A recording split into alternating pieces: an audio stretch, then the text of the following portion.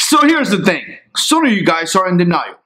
Some of you guys are denying basic facts that you are becoming old. You are. I'm sorry to tell you. I'm sorry to come here and make this clear to you. But you may be guilty of some of the things that I'm going to talk about. And by the way, put it down in the comment section below. Let me know what you think, which one you're guilty of. Because like I say, we are getting old. I know. Back in the days, it was all about the cool bike, needs to look cool. That was about it. But nowadays, it's all about the comfort and many other things that back in your 20s, you never thought about that. So I've been wanting to make this video for quite some time, but finally I got to the point to do it, and it's been raining like crazy, so I haven't rolled, as much as I wanted to in the afternoon. So here's number one. You ever thought about this? You stretch before getting in your bike.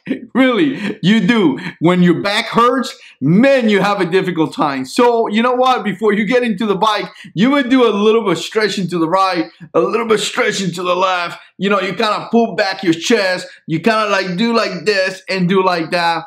Again, guys, don't be ashamed.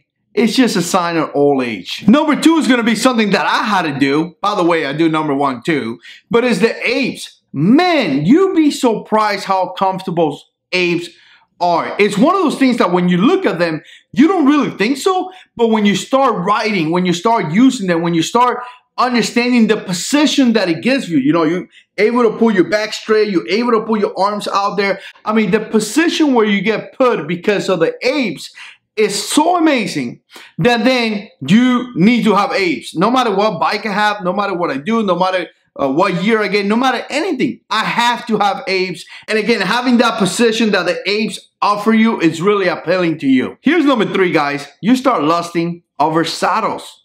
And I'm going to tell you, as you look at all the pretty bikes, you may think things like, wow, that bike is gorgeous, that bike is cool. But then you look at the saddle and you go like, nah, man, I don't think I'm going to do that. That saddle looks uncomfortable.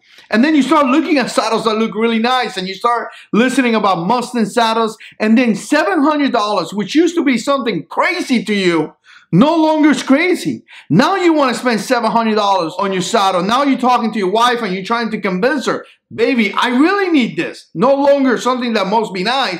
Now it's a need. I got to tell you, that's a sign of old age. Number four. Oh man, number four has to do with the trunk.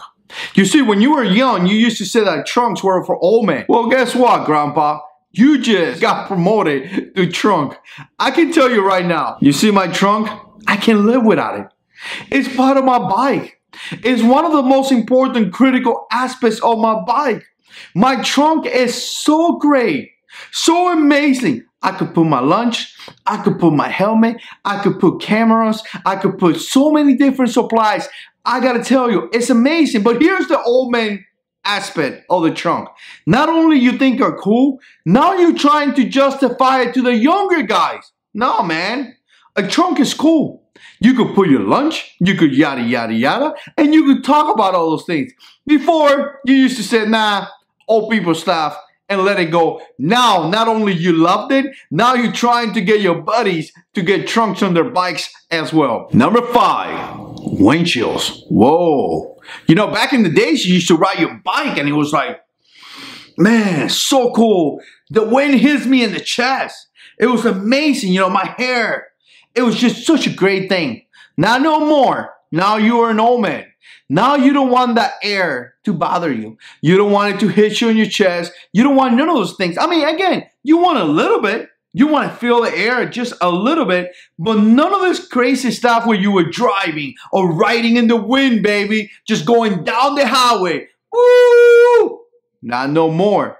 You're officially an old man. Now you're looking for the biggest windshield. Now you're looking for things to control the air mediation or something, the air coming into you, all the pockets of air coming in. You want to, get rid of all that stuff. You get a road light, you get a road king with a windshield, you get an electric light. You just want to control the air. You want a little bit, but not that much. I'm going to tell you, the windshield is great. I love it. Number six, I'm not guilty of this one yet because I live down in Florida.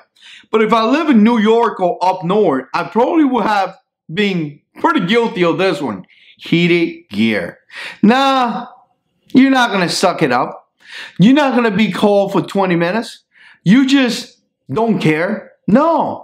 You want heater gear. Not only that, you're going to wake up early because you can't sleep no more. We know that. I can't sleep. So you're going to wake up early. You're going to take your bike out there and you're going to prep yourself. You're going to have your heater glove. You're going to have your heater equipment. You're going to have your perfectly good socks on. You're going to have your heater grips on the bike because you have to.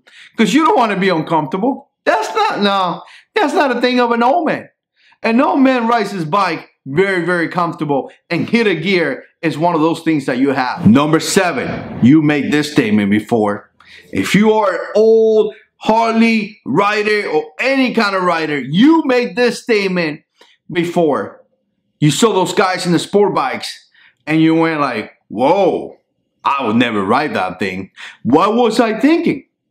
That thing looks so uncomfortable. Let me tell you, I used to have a JH6 750. That thing was fast. Just fast. I was great. Awesome time. No way you will see me in that bike now. My back hurts, my elbows hurt, my head hurt, everything hurt. So getting into that position where I'm like bending over and doing one of this and doing all the... No way. I wouldn't last more than 10 minutes. 10 minutes, I got to get out of the bike and be like, I can't do this no more. I just can't do it no more, right? That's an old man statement. Back in the days, it was no problem. But now that I'm 40, no way I would do that again. Number 8. Listen, some people may deny this, but we're busy.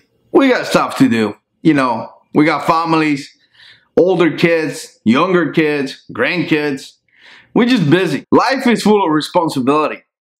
And I guess this is not really old, because when you become a really, really old rider, you're just like, whatever, you know, I got nothing else to do. My kids are out of the house. One day I get to that level. But when you're in your beginning stage of being an old man and an old rider, you just can't. You got stuff to do. So you prep your rides. You know when you're going to leave. You know when you're going to come back. You know what route you're going to take. You know many of those things. I know a lot of guys like to say, I ride free. I go wherever the wind takes me. Nah, you have a wind chill, and you probably have a time that you got to be back home because you got stuff to do. Now, number 9. I think this is number 9. This is a good one. I want to talk about this one. You go to the Harley dealer just for fun. Really, just for fun. You don't really need to go there. In fact, you probably know how to change your oil of your bike better than the Harley tech.